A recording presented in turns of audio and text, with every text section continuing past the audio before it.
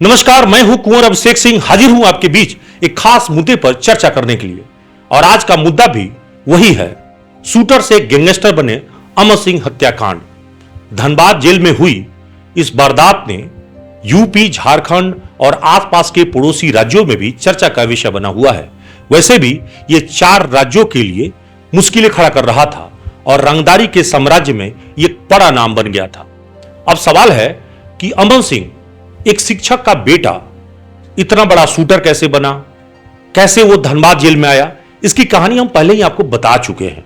नीरज हत्याकांड में कैसे वो 50 लाख की सुपारी लिया और कैसे 2017 में उस कांड को अंजाम दिया, और जिस तरह से जघन्य वारदात को अंजाम दिया था, आज भी धनबाद के इतिहास में, रक्त रंजित इतिहास में, एक कहिए तो उस टेरर को देखकर और सुनकर ही लोग जो है आज भी सिहर जाते हैं।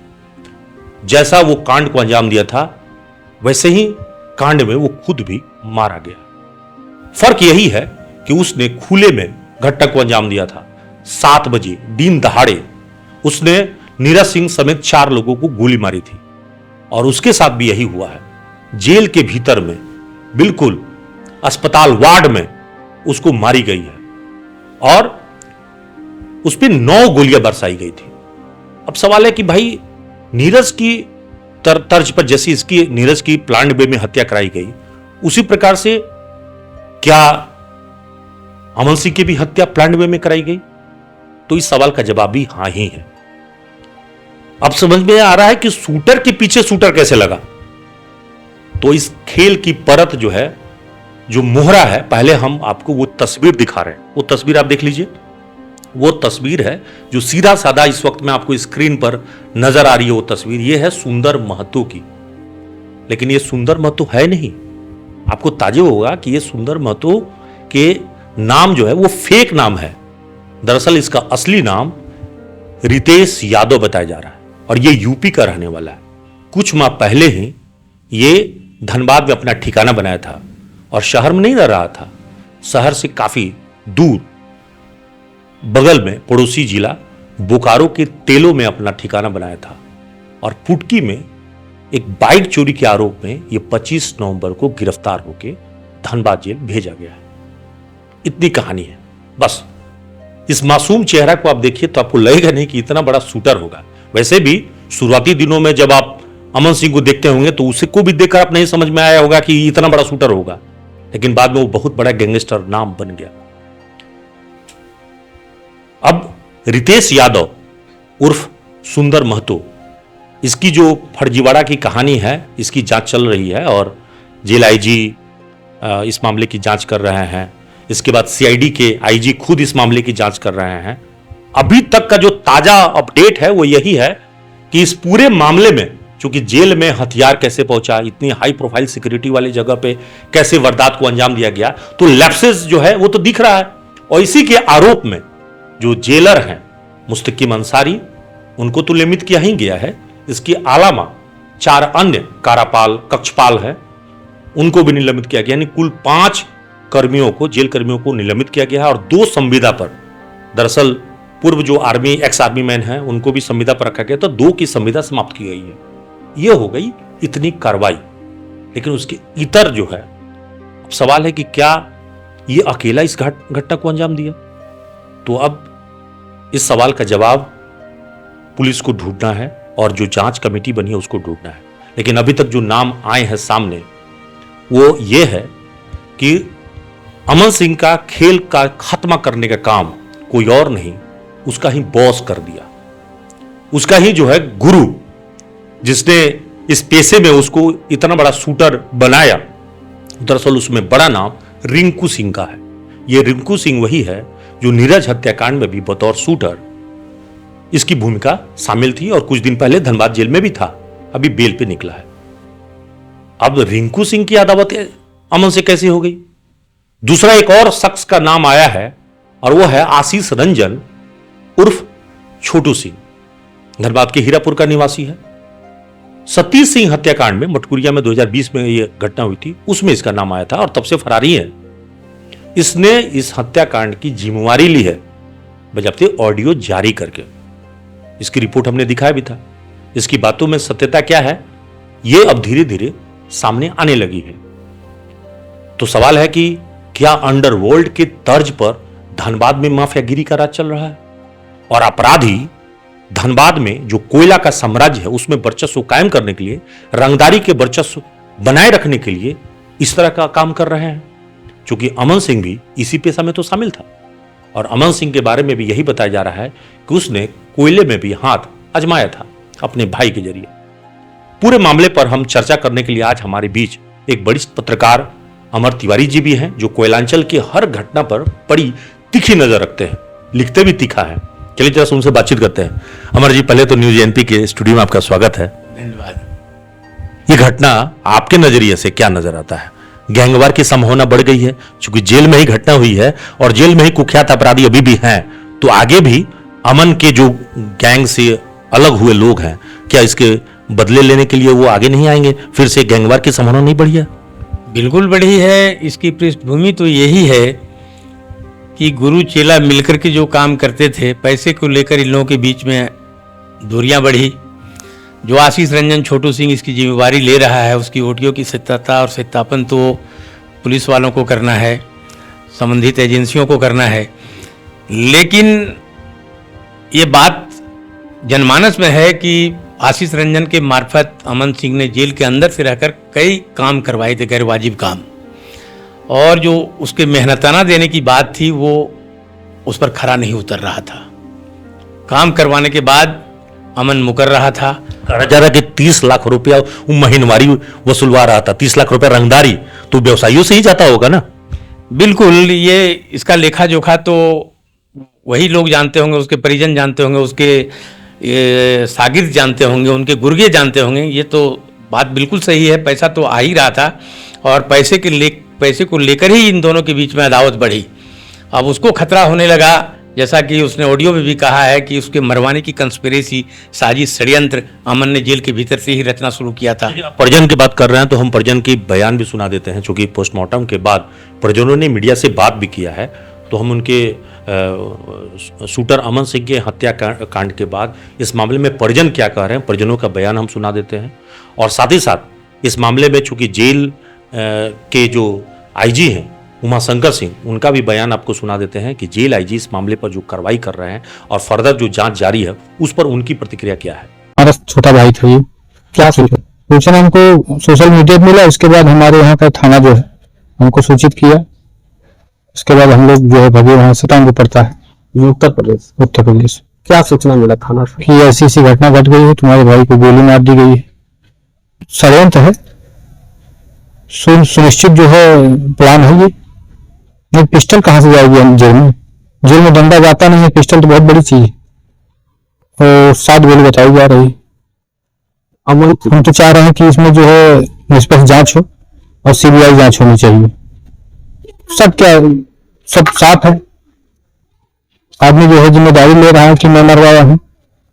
आशीष रंजन, अमन सिंह जो है एक साथ जो जेल में बंद थे, आशीष रंजन, रिंकू सिंह और उनके काफी लोग हैं, ये लोग सब मिलकर जो है षड्यंत्र के तहत जो है बात के रहने वाले। 2017 में अमन सिंह आए थे, उसके बाद जो है उसी में ये आए थे रिंकू सिंह, उसी केस में आए थे और आशीष रंजन भी आए थे।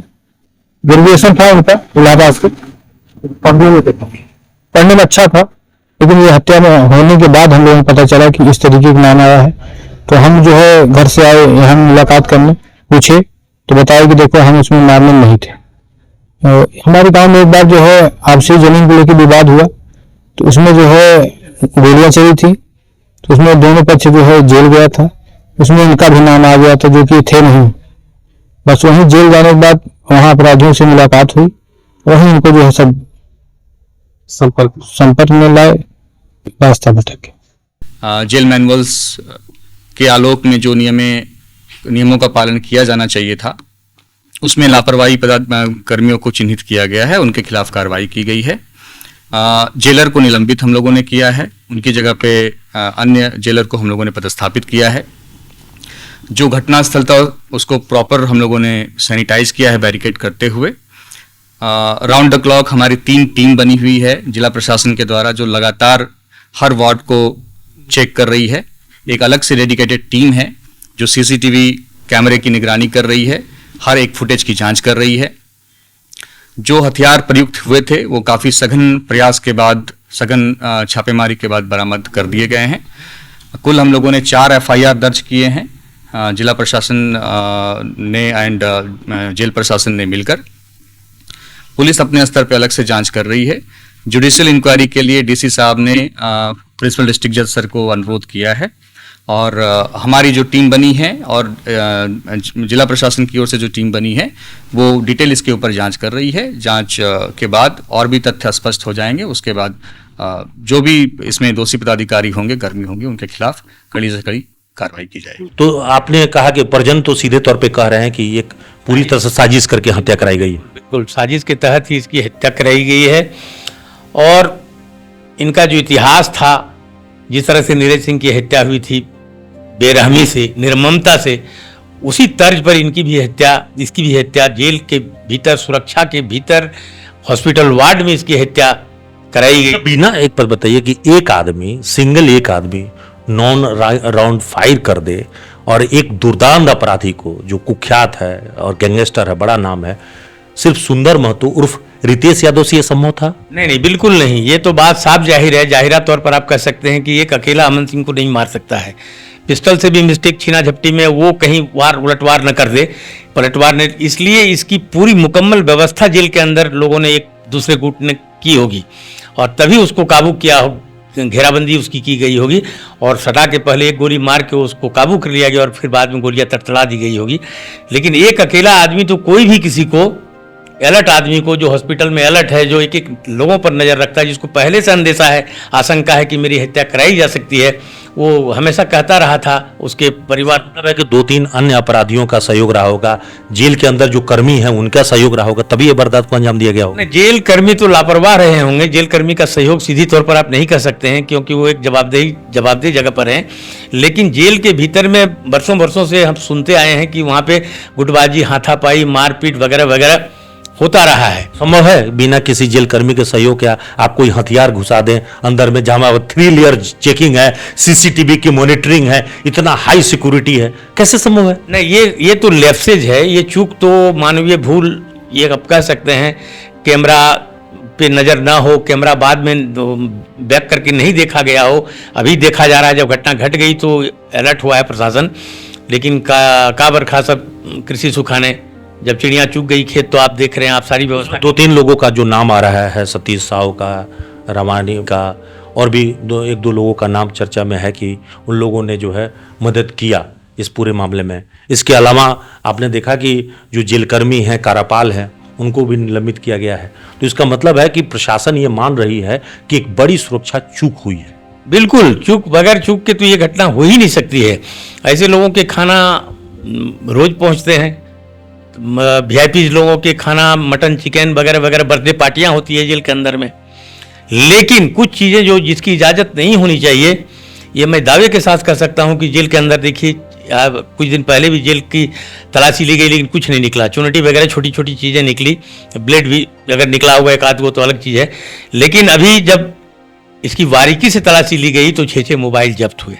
जेल की कहानी ऐसी है कि जेल के भीतर से भी, जेल में जो अन्य कैदी बंद हैं, उनके परिजनों से, परिवार वालों से बात कराने के एवज में भी वहाँ पैसा की वसूली होती है। वहाँ वीडियो कॉल कराए जाते हैं और इसकी एवज में अच्छी वसूली होती है। कुछ पहले ऐसा कभी नहीं देखा कि मुंबई में ही इस तरह के कांड होते थे अंडरवर्ल्ड के तर्ज पर, जब किसी को धमकी दिया जाए, फिर कांड को अंजाम दे और बर्दाश्त करने वाला जो है वो ऑडियो वीडियो जारी करे। ये धनबाद में परिपाटी शुरू हुई है। हाँ, हाल के दिनों में मैं 1-2 साल से देखता हूँ, कुछ वकील साहब लोग भी हैं जिनके क्लाइंट्स हैं अंदर, तो जेल से ही अंदर से बात कर लेते हैं लोग वकील साहब से। ये तो मैं जानता हूँ। हाँ जी, बिल्कुल होता है। लोग परिजनों से बात करते हैं, मेरे यहाँ से वहाँ से। मैं देखता हूँ लोगों को, बोलते जेल के भीतर से बात कर रहा है मेरा घर वाला। तो कहीं जैमर का क्या मतलब है? मतलब एक तो 5G का जमाना है और हमारा लगता है कि 3G। देखिए, तकनीक इतना डेवलप कर गया है कि आज पुलिस विभाग के पास, विभिन्न विभागों के पास तकनीकी सेल है। वो तकनीकी सेल से जब उनके CDR निकाले जाएंगे उन मोबाइलों के, अगर सिम जिंदा है तो CDR से कॉल डिटेल, चाहे नंबर बंद भी है तो भी उस बीच में कितने दिनों से किसके किसके बीच में बात हुई, सारा राज खुल जाएगा। तो 5 दिनों का रिमांड तो सुंदर महतो का मिला ही है। जेल अभी प्रशासन ने दिया भी है और पुलिस ने रिमांड पे लिया है, तो 5 दिनों में राज खुल जाएगा। ये तो एक संभावना, ये तो सुंदर टूट चुका है और उसने अपने आका, अपने बॉस जिसने उसको ये ऐसा करने के लिए राजी कराया है, चाहे जिस किसी विधा से, पैसे के बदौलत हो, लालच के बदौलत हो, भय के बदौलत हो, उनका चेला रहा हो, जिस किसी कारण से सुंदर ने, रितेश ने जो ये काम किया है, ये रितेश और आशीष रंजन उर्फ छोटू और ये रिंकू सिंह के बीच का मामला है। लेकिन एक अंदेशा यह भी है कि कहीं रिंकू सिंह और अमन के ऊपर भी कोई तो नहीं फिल्मकार है जिसने इसका निर्देशन, इसकी निर्माता, इसकी पटकथा लिखी हो और इसको अंजाम दिलाया हो। लेकिन इस पटकथा में एक कहानी तो लग रहा है कि कहीं ना कहीं जो शूटर की पहचान रितेश यादव के रूप में हुई है और यूपी से लग रहा है, तो ऐसा मतलब है कि हायरिंग का काम भी पहले भी यूपी से हुआ है, इस बार भी यूपी से हुआ है। हर बार देखिए फिल्म में, आप टीवी में भी देखते होंगे एक से एक सीरियल, तो कुछ अजूबा चीज आपको देखने को मिलता है। पुलिस ने कभी सोचा भी नहीं होगा कि एक सुंदर यादव जो मामूली बाइक चोरी की घटना में पकड़ा जाए, फेक आईडी जिसकी हो, और वह जेल के अंदर जाए और उसके पीछे की कहानी कुछ और है और जेल में इतनी बड़ी घटना को अंजाम देगा। अब आगे तो कम से कम जेल प्रशासन को, पुलिस विभाग को, विभिन्न थानों को यह सचेत हो जाना है कि फर्जी आईडी के आधार पर लोग ऐसे दूसरे के काम करने के लिए, गजब चीज ढाने के लिए जेल के अंदर जाकर के भी ऐसे कारनामे कर सकते हैं। तो एक नया चीज तो शिफ्ट करना पड़ेगा। जो कुख्यात अपराधी हैं, जो धनबाद के बेस में अपना बेस बना के अपना कारोबार चला रहा है रंगदारी का, उनको दूसरे जेलों में शिफ्ट करना पड़ेगा। इमीडिएट इन्हें किया जाना चाहिए शिफ्ट। इससे जेल प्रशासन, शासन को भी वहाँ व्यवस्था में शांति मिलेगी। कुछ लोग बहुत दिनों से वहाँ के मठाधीश बने हुए हैं और वो जेल के बाहर आने से ज़्यादा जेल के अंदर रहना पसंद करते हैं, क्योंकि जेल के बाहर रह करके रंगदारी वसूली में कहीं पुलिस केस भी हो सकता है, लेकिन जेल के अंदर जो उनकी वसूली होती है उसका लेखा जोखा लेने वाला हाईकोर्ट ने तो सवाल पूछा है, जेल आईजी से तलब किया है, रिपोर्ट तलब किया है कि भाई इतनी हाई सिक्योरिटी में यह कांड कैसे हुआ, जेल में हथियार कैसे पहुंचा। अब तो हाईकोर्ट को जवाब देना होगा। ऐसे भी अखबारों के माध्यम से आज ही पता चला है कि जेल आईजी ने और सीआईडी आईजी ने, चाहे जो भी आला अधिकारी हैं, उन लोगों ने तुरंत 22-23 जनों को विभिन्न जेलों में शिफ्ट करने का आदेश भी कर दिया है।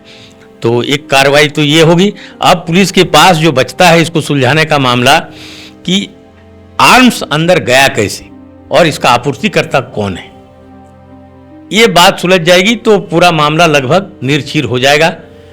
आगे ये एक अंदेशा लगाना कि ये अमन के ऊपर और रिंकू के ऊपर भी कोई हो, लेकिन अभी तक हमने देखा है कि ऑडियो वीडियो जारी करने का काम प्रिंस खान करता रहा है। प्रिंस खान एक बड़ा नाम बन गया है और दुबई से अपना साम्राज्य चला रंगदारी का।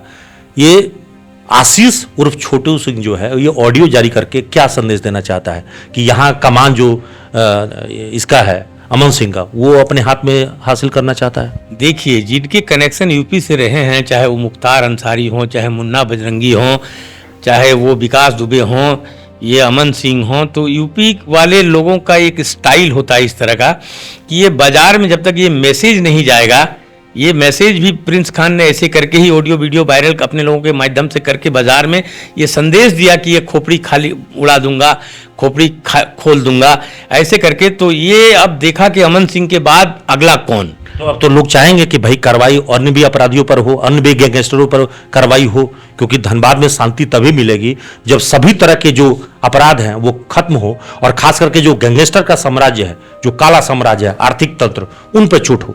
लेकिन आप देखते हैं हमेशा कि बुराई का अंत तो होना लाजमी है, होना तय है। ऐसे में अब अमन सिंह का जिस किसी कारण से एक अंत हो गया एक जनरेशन का, अब उसके साथी जिसने ये लिया है जिम्मा कि हमने किया बाजार बनाने के लिए हो, चाहे अपने किसी कारण से हो, नाम फैलाने के लिए हो, कुख्यात होने के लिए हो, तो पुलिस की पकड़ से तो बाहर नहीं जा सकता है। मतलब कोयला एक बड़ा आकर्षण का केंद्र है अपराधियों के लिए धनबाद में अपना ठिकाना बनाने के लिए। धनबाद में कोयला है तभी तो वर्चस्व है, तभी तो लड़ाई है। ये तो हमारे मजदूर नेता बीपी सिन्हा साहब के टाइम से ये परंपरा चली आ रही है। जितने भी घराने एक दूसरे से भिड़ते हैं, ये कोयला की काली कमाई का ही खेल है और अपराधियों को इस्तेमाल भाड़े के तौर पे होते रहा है। ये नेता, राजनेता हमेशा बड़े लोग ऐसे गुंडों को पनाह देते हैं, एक दिन वो भी शिकार हो जाते हैं। ऐसे भी कई घटनाएं हुई है कि हमने किसी को पालतू बनाया। तो खादी और अपराधी का जो गठजोड़ हुआ, ये नेक्सस बहुत खतरनाक है और इससे लोगों को परहेज करना चाहिए, तभी धनबाद को अमन चैन सुकून मिलेगा। अमन की मौत से अभी लोग सोच रहे हैं कि शांति कायम हो जाएगी। लेकिन दूसरा पैदा जो हो गया ये आशीष रंजन जो खुद कह रहा है कि मैंने करवाई है, मैंने अपने आदमी को भेज करके अंदर करवाई है। बात तो सही है कि पहले दिन ही वो कह दिया था, बाद में पता चला कि सुंदर उसका आदमी है, रितेश उसका आदमी है। इन तथ्यों पे कुछ पुलिस को नज़र करके इसकी बारीकी से जांच करनी चाहिए और प्याज के छिलके की तरह एक एक करके जनमानस के सामने क्रिस्टल क्लियर पूरी ट्रांसपेरेंसी के साथ जनता के सामने पुलिस प्रशासन को करना चाहिए, ताकि जनता में फिर से एक बार विश्वास कायम हो और लोग जो आंदोलन सत्याग्रह वगैरह कर रहे हैं उन पर विराम लगे। तो देखिए, अमर जी बहुत ही बेबाकी से अपनी बात रख रहे थे और कह भी रहे थे कि इस वक्त में पुलिस को क्या करना चाहिए, प्रशासन को क्या करना चाहिए। जो कार्रवाई है वो अपनी जगह चलती रहे, लेकिन कोई नया अपराधी, कोई नया पौधा इस जगत में नहीं आए और उसको समय से बढ़ने से पहले उसको रोकना होगा, क्योंकि अपराध का जो सिलसिला है वो तभी थमेगा जब उसे हम फैलने से रोके। और धनबाद में कोयला माफिया और खादी और अपराधियों का जो गठजोड़ है ये शुरू से रहा है और 80 के दशक से अभी तक बहुत खूब बहे हैं इस कोयला में। और अब प्रशासन को इस पर नजर बनाए रखना होगा, क्योंकि जेल में जब गैंगवार हो सकता है तो बाहरी दुनिया में तो अब भी वो जब चाहे जहां चाहे घटना को अंजाम दे ही देते हैं। इसलिए पुलिस प्रशासन को थोड़ा और ज्यादा चौकसी बढ़ानी होगी। सहयोगी नितेश के साथ कुंवर अभिषेक सिंह, न्यूज़ एएनपी, धनबाद।